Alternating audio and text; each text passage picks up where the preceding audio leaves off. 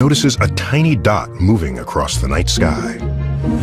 He discovers Pluto, 4 billion miles from the sun and cloaked in darkness. Pluto is a mystery. Our best images are nothing more than a blur. And many scientists are arguing over whether it's even a planet. When we fly our spaceship to Pluto, we will arrive at a round world. I'm able to use the word world, if you like, but planet? The scientific debate over Pluto has even caused a media frenzy. I'm sorry, I thought planets might be one of the constants in life. Pluto lovers of America have taken to the streets. What is Pluto? A new mission to the far reaches of the solar system promises to answer this question and more.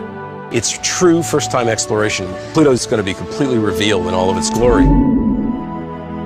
Join me, Neil deGrasse Tyson, on a journey to explore America's favorite planet. Hi!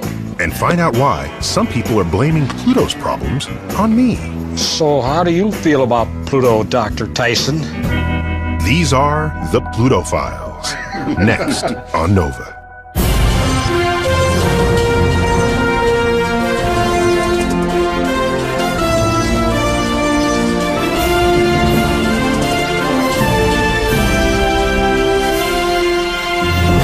Major funding for Nova is provided by the following.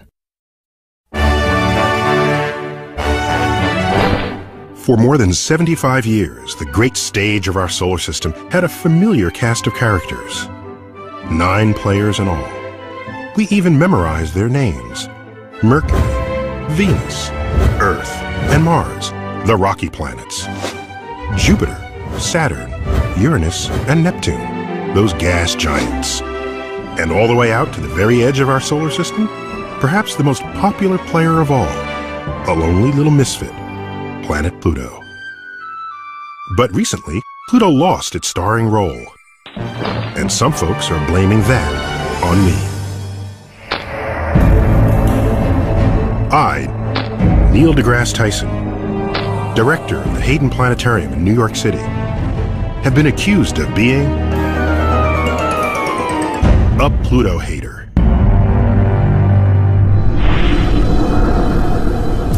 Back in 2000, when my colleagues and I were designing this place, instead of exhibiting Pluto here with planets like Earth and Mars, or up there with giants like Jupiter and Saturn, we decided to boldly go where no planetarium had gone before and put Pluto far, far away, all the way downstairs with a group of newly discovered icy objects in the outer solar system. If you look hard enough, you can find it right here. Little did I know how much this decision would change my life. My troubles began with the astute observation of one young visitor. I can't find Pluto. Who, just my luck, was overheard by an off-duty journalist from the New York Times. He decides this is a great story, so he calls his Times colleague, science writer Kenneth Chang. And he's shocked. Well, I was looking for Pluto, and I couldn't find it. And you look everywhere, you see 8 planets, not 9. A few days later, Chang's story hits the front page, right beneath George W.'s inauguration. The headline reads, "Pluto's not a planet? Only in New York." I received angry emails and tons of letters, especially from pissed-off third graders. Dear Natural History Museum, Pluto is my favorite planet. Why can't Pluto be a planet? Please write back, but not in cursive because I can't read in cursive. I thought, oh my gosh, kids will probably go to this exhibit and cry because Pluto's no longer a planet. Could it be the final indignity for the farthest and smallest planet on our solar system? Our exhibit had stirred up a media frenzy. Pluto was, since 1930, a planet. He had stature, he had friends. You come along and say, Neil deGrasse Tyson, you have left a void in the universe as big as Pluto. I never wanted to kick Pluto out of the solar system. I just wanted to group it with its icy brethren. You saying Pluto should be with its own kind, separate but equal? Yeah, I guess that comes out that way, doesn't it? Neil deGrasse Tyson has betrayed us. He has thrown his weight around a little bit too much. He's not the boss of the solar system. He's not the boss of me. If Neptune or Mercury had been reclassified, I don't think anybody would have cared. But the fact that it happened to Pluto seems to make all the difference. Pluto has a remarkable grip on the hearts and minds of the American public and the press. Even my colleagues in astrophysics are still arguing over what to do with Pluto. And I don't really know why. But I'm determined to find out. This is the story of my journey. These are the Pluto Files.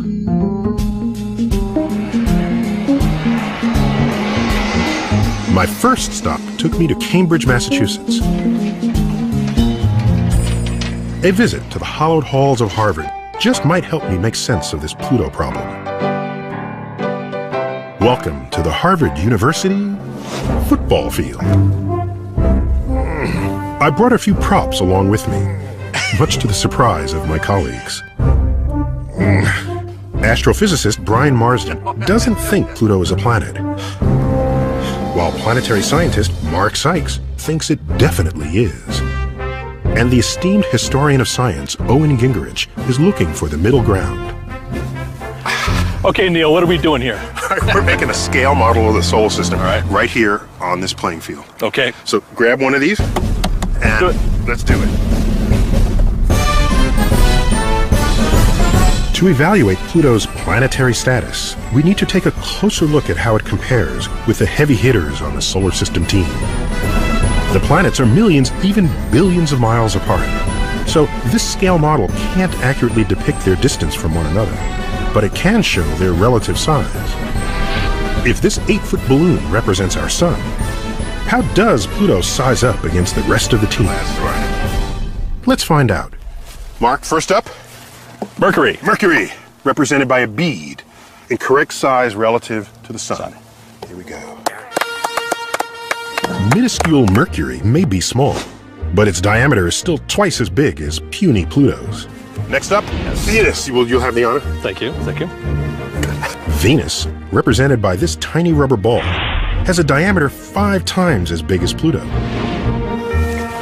Earth. Earth. Earth. The big blue marble is 6 times as wide as Pluto. Earth and Venus were about 1 inch. Mars would be about 1/2 inch, one of the sizes of these gumdrops relative to the sun. But it still trounces Pluto 3-1. Jupiter. Jupiter. King of the planets. King of the planets. You have the honor. There you go. All right. The largest planet, King Jupiter, represented by a schoolyard kickball, is a whopping 62 times as wide as Pipsqueak Pluto. Saturn. Saturn, the size of a bowling ball relative to the sun. Pluto doesn't fare much better against my favorite planet, Saturn, or its next-door neighbor. Uranus. Uranus, represented by a bocce ball. You ever played bocce? No, I've never played bocce. Neither have I. It would take 22 Plutos on a chain to equal the diameter of 1 Uranus. Croquet, anyone? What do you have now? Neptune. Neptune, why don't you have the honors?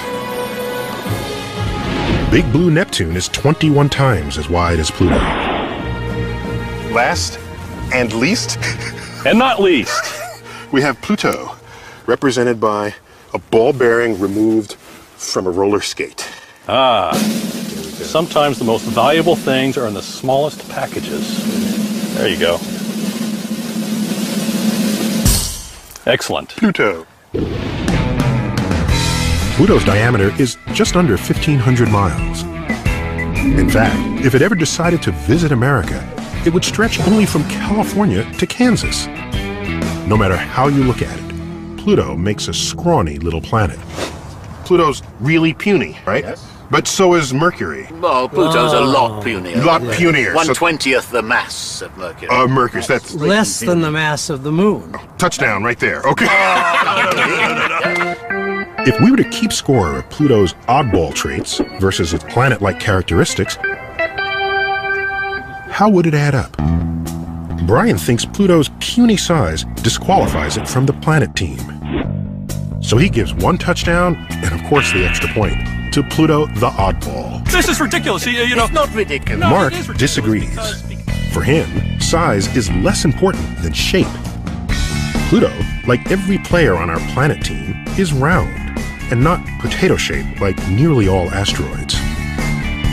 This sequence of images taken by the Hubble Space Telescope shows Pluto as a sphere with a textured surface.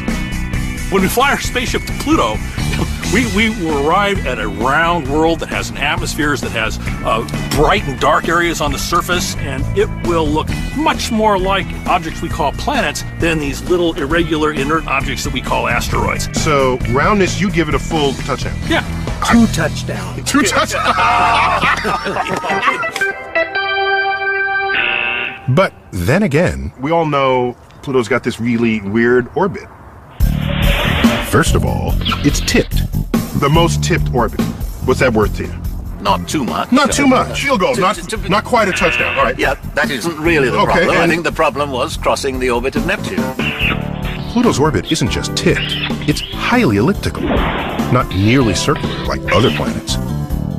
Which actually forces Pluto to cross the orbit of another planet. That's bad. That is really bad. Nobody else does that. There you go. Touchdown right there.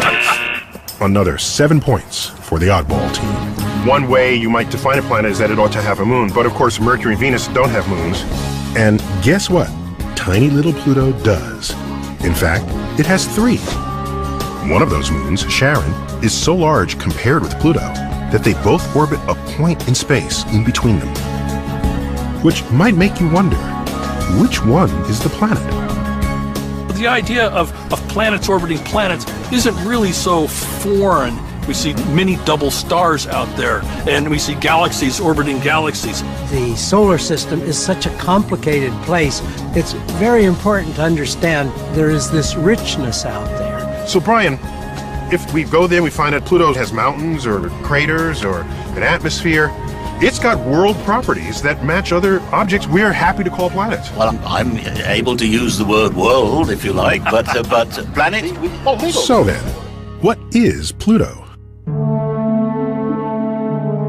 4 billion miles from the Sun, our best images of Pluto and its moons are nothing more than a blur.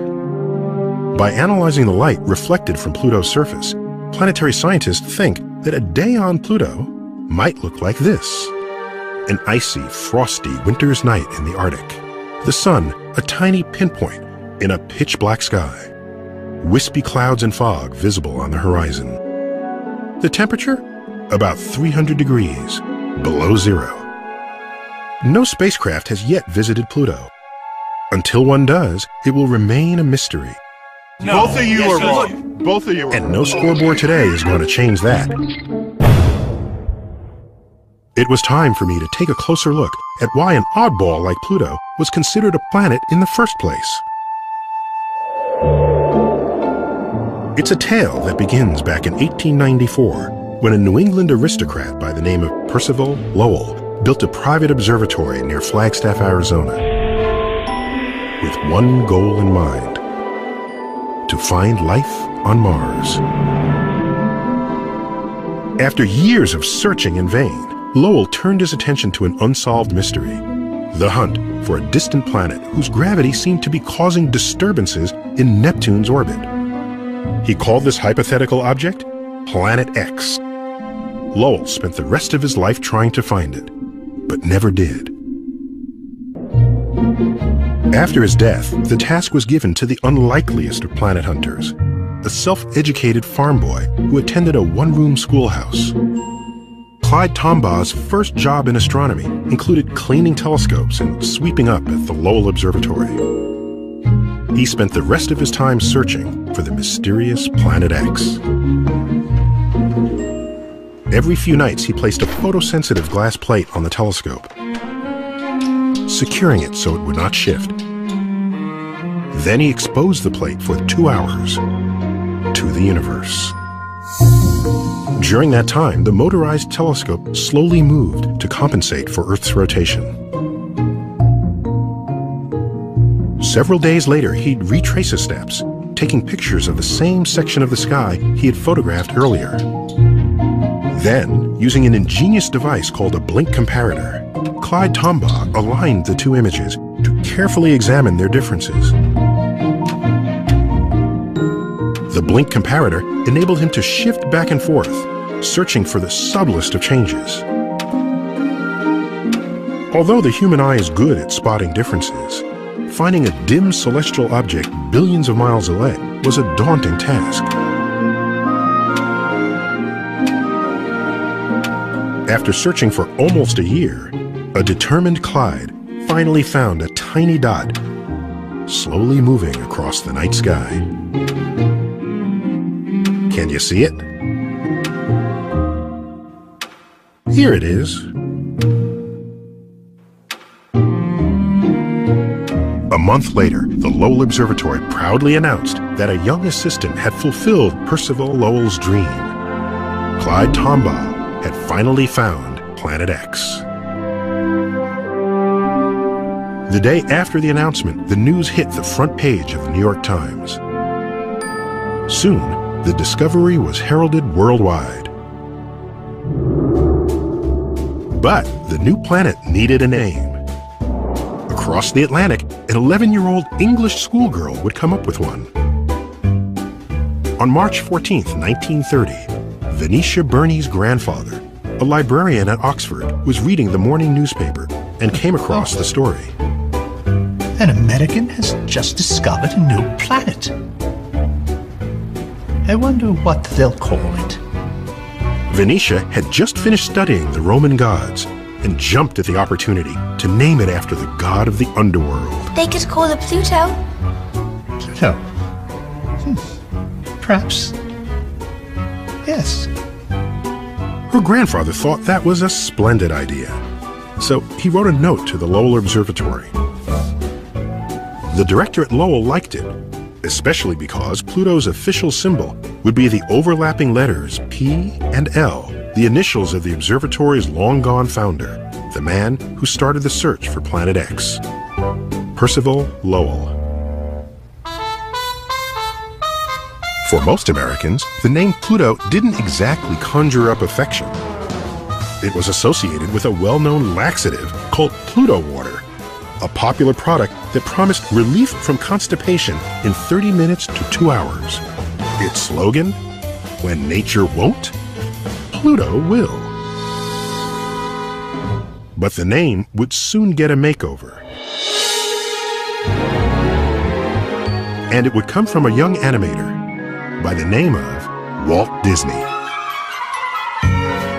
Shortly after Planet Pluto was discovered, the fledgling Disney Brothers studio came up with a new character, a playful bloodhound named Pluto the pup. Walt probably wasn't thinking about constipation when he named Mickey's new pal back in 1931. My journey would lead me south to a magical place to meet with a celebrity on a tight schedule. Pluto, hey! It's great to see you. Thanks for making time for this. Can we pose for a picture? Yeah. Was Walt thinking planet when he gave his pup a name? Maybe Roy Patrick Disney, Walt's great-nephew, can help answer this question. I wonder whether Walt jumped on the opportunity to name this new character after this new cosmic object. Is there any evidence for that in the archives? There's no direct evidence. There's a lot of anecdotal evidence. I think it's fate. I don't think it's an accident. You feel deep inside that Walt was thinking of the planet. Yes. He was fascinated with space and space exploration, and Walt did 4 TV shows about space. And all of them made space exploration and science accessible to kids, including myself. When he did his Man in Space series in 1956-57, America wasn't committed to a space program. Well, I know for a fact that many people who wound up working at NASA were inspired to do so by watching those television shows. He made learning fun. I am certain Pluto the dog added some kind of warm and fuzzy feeling for this cosmic object. And cosmic objects don't normally trigger warm and fuzzy feelings. Pluto, have you ever looked through a telescope before? No, I brought one. Is it cool? No, it's daytime, so you can't see much, but let me show you how it works. What do you think of that? Oh, did you see something? You did? Here, check it.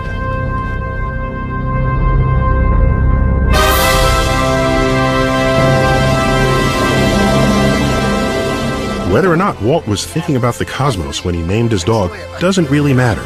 Good boy. Good dog. The seeds were sown for the tiniest of planets to get the kind of attention no other planet had. All because of this lovable pup. But I shouldn't give credit to the dog alone.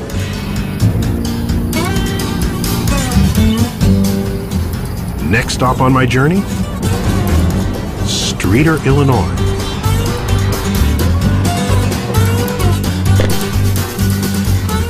The hometown of Clyde Tombaugh. They love him so much, Main Street is named after him.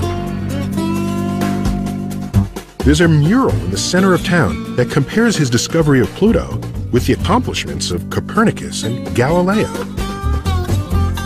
His life is chronicled at the local historical society, where one of his homemade telescopes is on display. There's even a plaque dedicated to him in front of City Hall.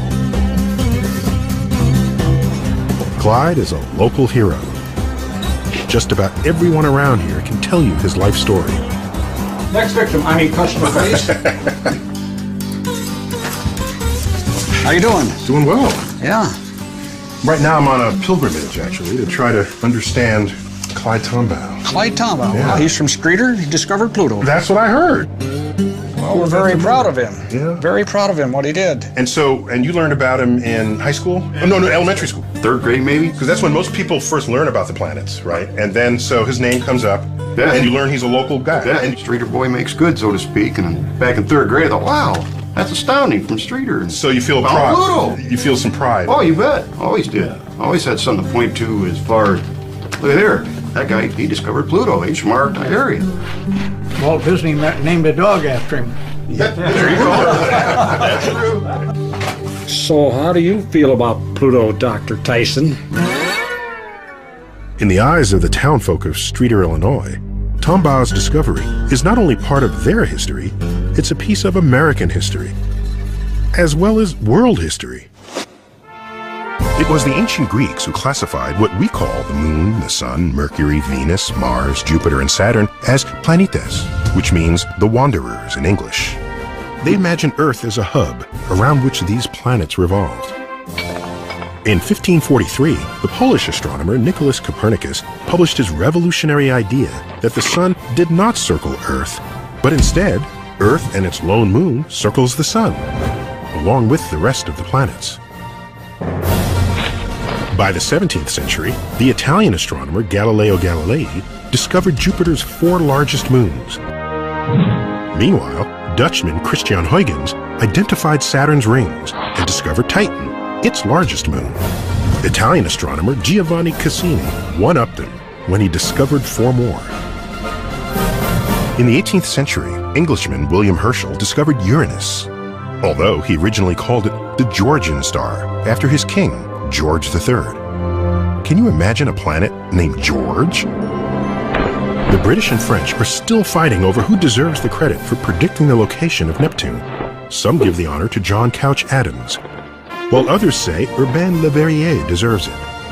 But there's no doubt that German astronomer Johann Gottfried Galle found it. The discovery of Pluto finally added an American, Clyde Tombaugh, to this short but esteemed list of planet hunters. So the folks in Streator, Illinois told me that in New Mexico there's still some Tombaughs there. That's where Clyde moved after discovering Pluto. Clyde's no longer with us, but his 97-year-old widow and both his son and daughter still live there. So I decided I had to check it out. Whoa, that's a lot of Tombaughs. Hi! How many of you are there? Hello, everyone. Hi. I'm Annette Tombaugh. Tombaugh. Not a pleasure. I'm Clyde's daughter. What an honor. My gosh. And this is my brother. Neil Al Tombaugh. I'm Clyde's son. Al, pleasure. And this is my mother, Patricia Tombaugh. This is Clyde's wife. It is an honor. Hello. Yes, I've been looking forward to this. Oh, well, that could be, I don't know what that means.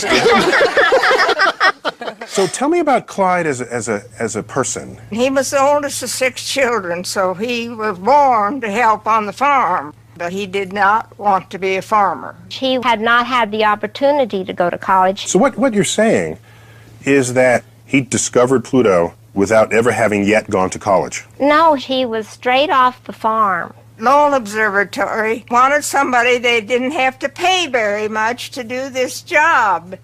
What do you think they pay you for finding a planet? After discovering Pluto, he got a college scholarship, which he would not have otherwise had. And, of course, he was supposed to be the big hero, but he didn't feel like the big hero.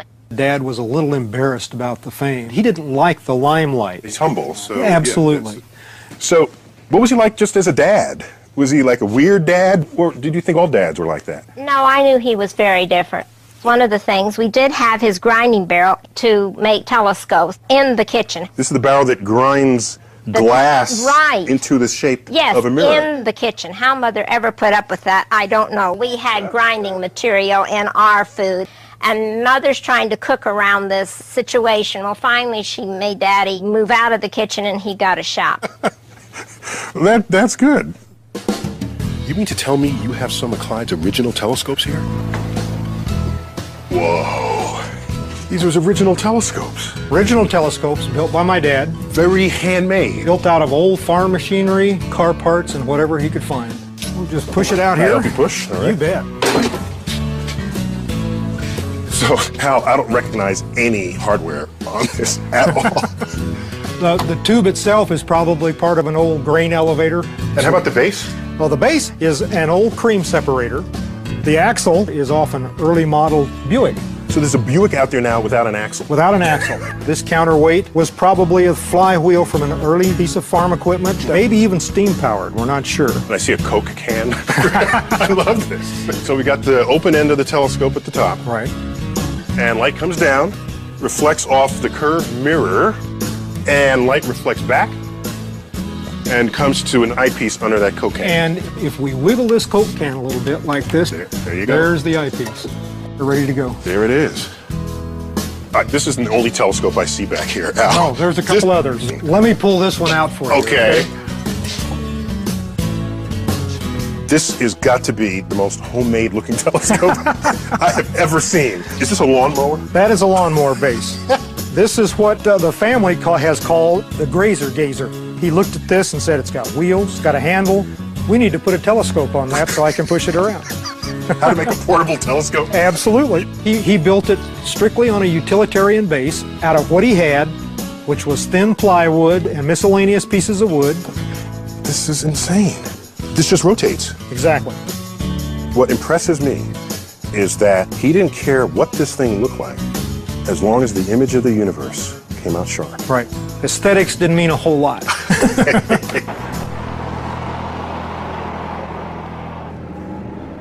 On my way out of town, I stopped at a local church where there's a tribute to Clyde Tombaugh.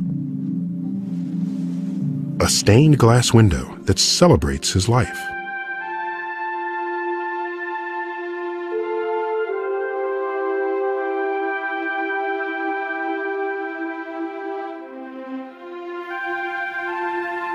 How many scientists have stained glass windows of them? It's more than just a celebration of his discovery. A celebration of his life, overcoming obstacles that would keep most people down. To me, that's the message here.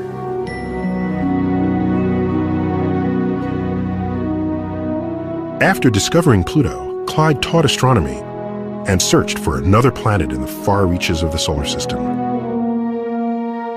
But as hard as he and other astronomers looked, and they looked hard, nobody found anything. Most abandoned the search, assuming there was nothing left to find. But a few simply couldn't accept the prevailing view that the solar system ended with Pluto. I headed out to California to share a burger with two colleagues who were convinced there was something else out there. Foods are coming. Mike Brown and David Jewett. Let's try to grab that. Back in the 1980s, David started a search that would put Pluto in a new perspective. So you start looking in the outer solar system, that's kind of crazy because everyone knew the solar system ended at Pluto. It's a little crazy, but, you know, the flip side is it didn't seem reasonable, it seemed peculiar that the outer solar system would be this really, really empty place compared to the inner solar system, which we already knew was full of planets and comets and asteroids and all sorts of stuff. Well, it's got to end somewhere. Why not Pluto? Yeah, I mean, maybe, but maybe not. Despite what felt like impossible odds, David teamed up with Jane Liu, then a graduate student, and they started a search that would take a lot longer than either one of them expected. Why did it take so long? It was a matter of technology catching up with the problem. While it's easy to see distant stars because they radiate their own light, other celestial bodies are much harder to see. That's because light has to travel all the way from our sun to the object, reflect off its surface, and then make the long journey back to Earth. By that time, it's barely visible. David and Jane hoped that advances in digital detectors, now standard in today's cameras, would help them see a whole lot more. That is, if there's anything out there to discover. In 1992, after searching for 5 years, they finally found something. Here is the set of discovery images for the first object. Obviously, it's the thing with a circle around it.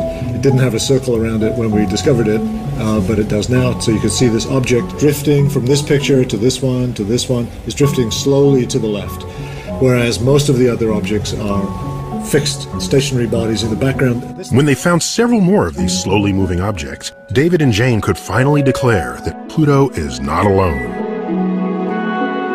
It's part of a region of the solar system never before seen. David named it the Kuiper Belt, after the astronomer who proposed its existence in the 1950s. Billions of miles wide, the Kuiper Belt is chock full of icy objects in wide orbits around the distant sun. They're the leftovers from the solar system's formation. We theorize that more than 4 billion years ago, our solar system consisted of bits and pieces of debris, colliding and sticking together into larger and larger chunks.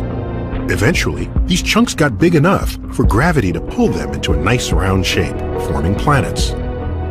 And as the planets got larger and larger, their gravity vacuumed up nearly all the objects in their path. And frankly, many of my colleagues weren't ready to mess with America's favorite planet. We all knew Pluto was an icy object, just like everything else in the Kuiper Belt, but it was still the largest one in the neighborhood. That is, until my other dinner companion, Mike Brown, came into the picture. I had just finished my PhD, and I was looking for something new to move into, and this seemed like the most obvious thing that anyone could start working on. This was an entirely new area of the solar system to go study, so it was very exciting. Mike set his sights on doing something really big, finding a Kuiper Belt object larger than Pluto. I was determined that there still must be something out there. I had caught the bug of finding it. At the Palomar Observatory in California, Mike had access to the largest digital camera on Earth.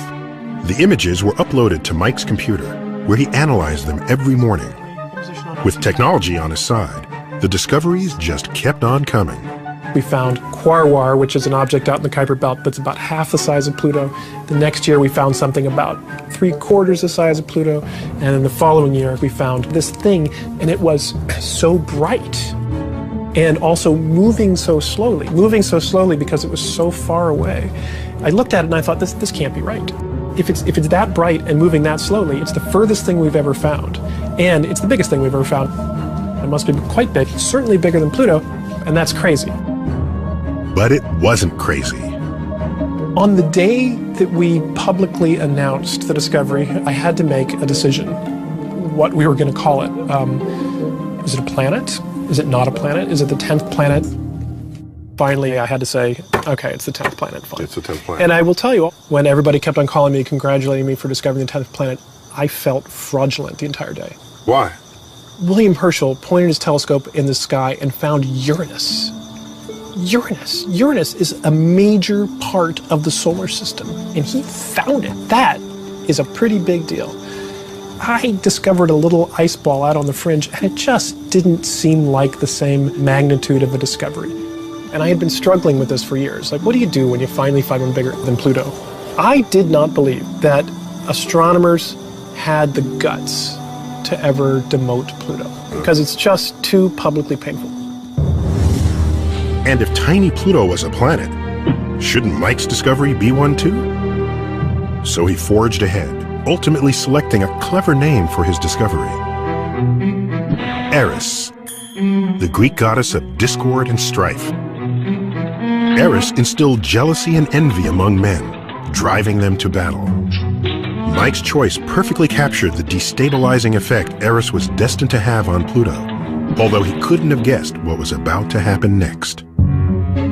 For the past century, the IAU, the International Astronomical Union, has been in charge of naming celestial objects. But it couldn't approve the name of Mike's discovery without knowing if it was a Kuiper Belt object or the 10th planet. This posed a problem because the word planet had not been formally defined since ancient Greece. Clearly, our knowledge of the solar system has expanded since then. So committees were assembled to come up with a new definition, the last of which was headed by my friend from Harvard, Owen Gingerich. So what we proposed was that planets should be round and going around the sun. So massive enough for the gravity to shape them into a nice round form, okay? That's right. Under this definition, Pluto would remain a planet. Mike Brown's discovery would be one too. And as new discoveries are made in the outer solar system, the planet count could go up. We realized that doing this would bring scores of planets into the accounting of planets in the solar system. That's right. But when the definition was proposed in Prague at the 2006 IAU conference, many scientists were dead set against it. A rebellion was brewing, and things were getting ugly. But just to clarify, your original suggestion got overturned within days. Our recommendations were rather pushed to the side, and a new kind of definition came about in the final voting at the union meeting. A new definition that included the following line: a planet must clear the neighborhood around its orbit. Pluto travels in a crowded neighborhood, littered with thousands of Kuiper Belt objects. It's simply not massive enough to clear them out of the way. And the definition that the IAU came up with, 8 major things which dominate the solar system are planets. They're all big, they go in circular orbits in one disk around the sun, and everything else is on these other crazy orbits, much smaller. Those are not planets. That concept is a rock-solid concept. And when this new definition went to a vote of the members present, it was a slam dunk. After 76 years, Pluto was no longer a planet. I'm sorry, I thought planets might be one of the constants in life. But scientists just love change more than anything else. I'm sorry, that's not change I can believe in. The whole underpinnings of what we understand as science. Is gravity real, or do we just have sticky stuff on our shoes? I mean, the whole thing. What are we doing at that point? I couldn't believe it. I couldn't believe that that was the vote that happened. But when that vote happened, I knew exactly what was going to happen next. Supporters of Pluto are speaking out, trying to help it regain planet status. Rock on Pluto, you'll always be a planet to me. Pluto lovers of America did not take the IAU decision lightly. At New Mexico State, where Clyde Tombaugh had taught, students took to the streets. No, Pluto! Pluto forever! The New Mexico legislature declared Pluto was still a planet within state borders. No matter what it says on the chart, you'll always be a planet in my heart. Rock on Pluto. And Illinois soon followed, spurred on by efforts led by the concerned citizens of Streator. So I've got in my hand this legislation passed by the 96th General Assembly here in the state of Illinois. Yes. No one's got a problem with declaring March 13th, Pluto Day, the anniversary of Clyde Tombaugh announcing the discovery. No, who could argue that? It's this part of the resolution that says when Pluto passes overhead of Illinois' night skies, that it be reestablished with full planetary status. That's audacious. That's saying, forget the scientists. This is Illinois. Yeah, this is streeters. And don't mess with streeters. Yeah, there you go. Back at the barber shop, the guys made it clear where they stand. I still believe it's a planet. They can't make me think any different. But next door at the country cupboard, locals questioned the decision. I was very disappointed. And not being able in to... the result or how they got the result? Both. Both. You can't change scientific fact or definition with a hand count. You're a scientist. Since when do you take a vote on scientific fact? But it wasn't just hometown folks who disagreed with the decision. Just a few days after the vote, this petition signed by hundreds of planetary scientists hit the internet. It says, the undersigned do not accept the IAU definition, and they refuse to use it, period. The last stop on my journey would be a visit with a planetary scientist who proudly signed that petition. One of the world's leading experts on Pluto, Alan Stern. He's been mad ever since we opened our new exhibit at the planetarium. And he sure isn't pleased with the IAU.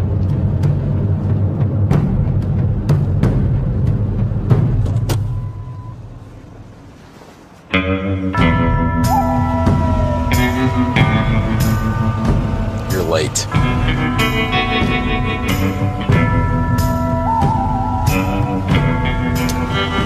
Ready for this? Ready as ever. I can't wait to hear what Alan's got to say about Pluto's demotion. I think that the IAUs confuse people because their definition produces such illogical results. What I really like is what I call the Star Trek test. When Kirk and Spock show up orbiting an object, just by looking at the picture of it, they know it's a planet. In an IAU world, Spock would have to come back and say, Captain, let me survey the entire solar system, determine whatever objects are there, I'll integrate the orbits overnight, I'll get back to you.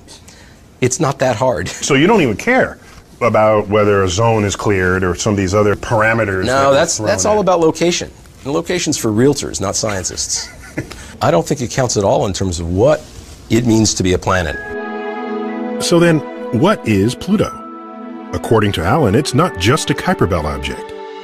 It's not a lonely oddball either, and it's definitely not demotable. It's simply a new kind of planet, a dwarf planet, and it turns out there's lots of them.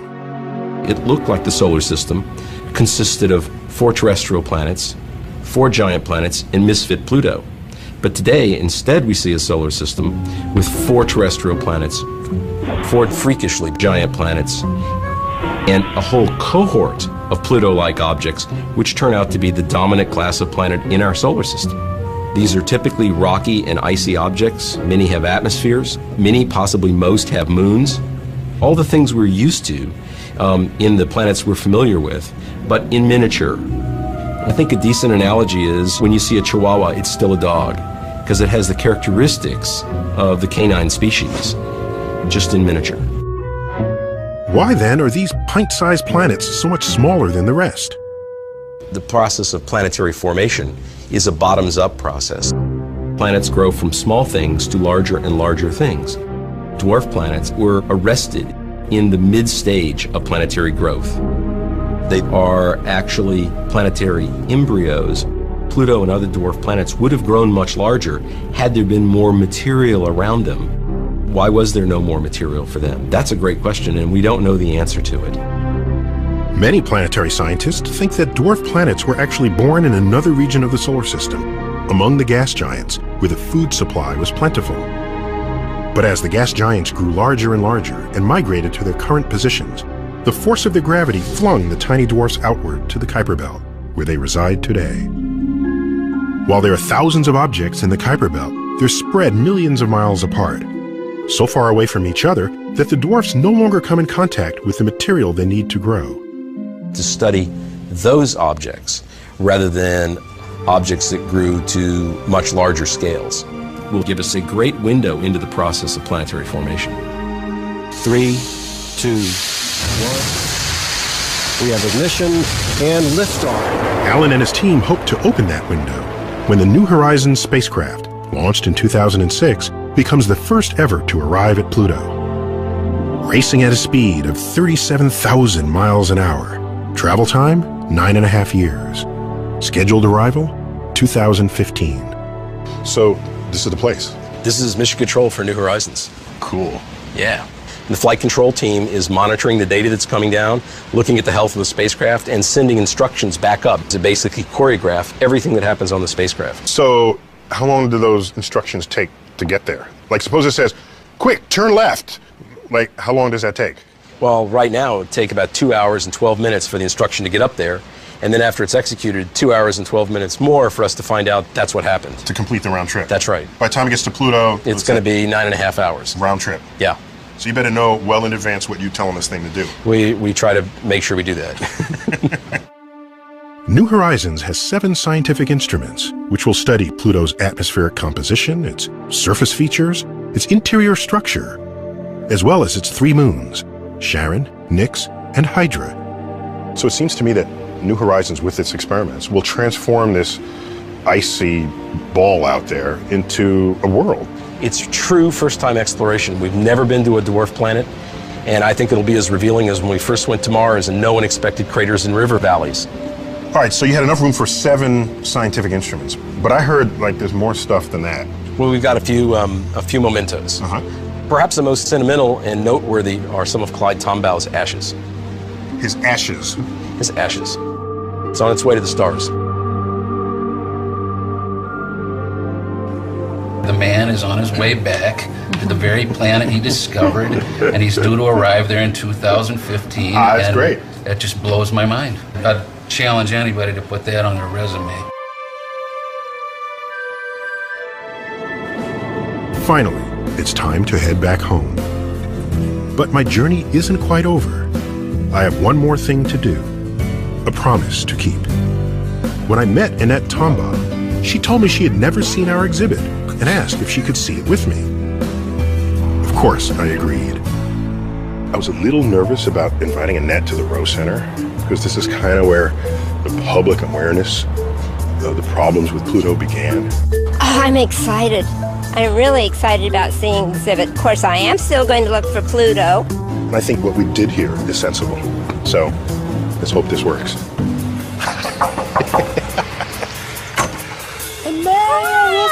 Welcome to New York. It's good to see you.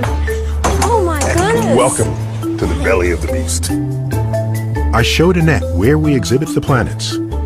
Then I took her downstairs to show her where we put Pluto. And so, here we have it. It's there. Okay. I don't see anything wrong with this presentation at all. So, after 10 years, I can rest peacefully at night. Yes. I wish it were a little bigger. And a little higher. So, can I offer you my view? Not that you asked, but I have a view that's been stereotyped, but actually misrepresents my position here. When you look at the richness, this tapestry of information we now have about the solar system, what I would vote for is we recognize the true diversity of stuff that orbits the sun and invent a new lexicon commensurate with what our new understanding of the solar system is, because there's no longer just lights moving again in the night sky. Especially since we've discovered more than 400 planets outside our solar system. Maybe the definition of planet should consider the rest of the cosmos as well. After all I had seen and learned on my journey, we decided it only seemed right to add to our treatment of Pluto here at the planetarium. So we attached this plaque, and it says, "Where's Pluto?" Some astronomers regard Pluto as a Kuiper belt object. Some call it a planet, and others think of it as both. This confusion arises because a consensus has yet to emerge on the scientific definition of planet. So we ever going to agree? No, I don't think we are. We've got people. Culture will take its course. I think these two guys are the cantankerous ones. No, I don't know. I'm the cantankerous. Science is an exciting area. It's an area of change. Science is always changing, and you have to go with the flow. And sometimes that means changing names and reclassifying things that are held sacred, like Pluto. Tyson has to understand something. We don't care what it really is. We just want to call it Pluto.